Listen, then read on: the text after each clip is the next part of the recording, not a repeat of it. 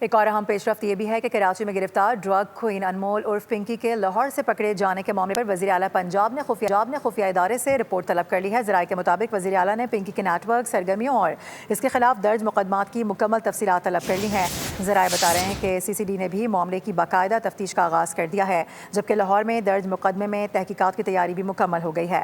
پنکی کی طلبی کروا کر لاہور بلوایا جائے گا۔ پولیس کے مطابق مقدمے میں ملزمہ کے بھائی ریاض کو گرفتار کیا گیا تھا، لیکن پنکی کو اشتہاری قرار نہیں دیا گیا تھا۔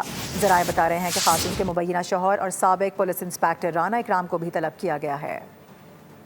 ایک اور اہم پیش رفت یہ بھی ہے کہ کراچی میں گرفتار ڈرگ کوئین انمول عرف پنکی کے لاہور سے پکڑے جانے کے معاملے پر وزیر اعلیٰ پنجاب نے خفیہ ادارے سے رپورٹ طلب کر لی ہے۔ ذرائع کے مطابق وزیر اعلیٰ نے پنکی کے نیٹ ورک، سرگرمیوں اور اس کے خلاف درج مقدمات کی مکمل تفصیلات طلب کر لی ہیں۔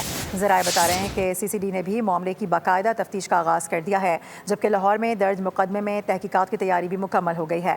پنکی کی طلبی کروا کر لاہور بلوایا جائے گا۔ پولیس کے مطابق مقدمے میں ملزمہ کے بھائی ریاض کو گرفتار کیا گیا تھا، لیکن پنکی کو اشتہاری قرار نہیں دیا گیا تھا۔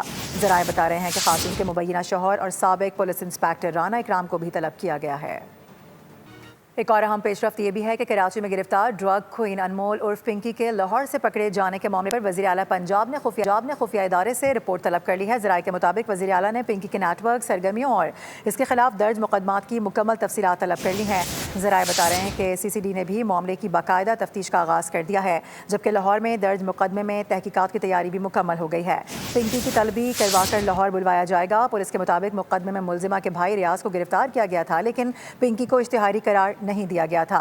ذرائع بتا رہے ہیں کہ خاتون کے مبینہ شوہر اور سابق پولیس انسپکٹر رانا اکرام کو بھی طلب کیا گیا ہے۔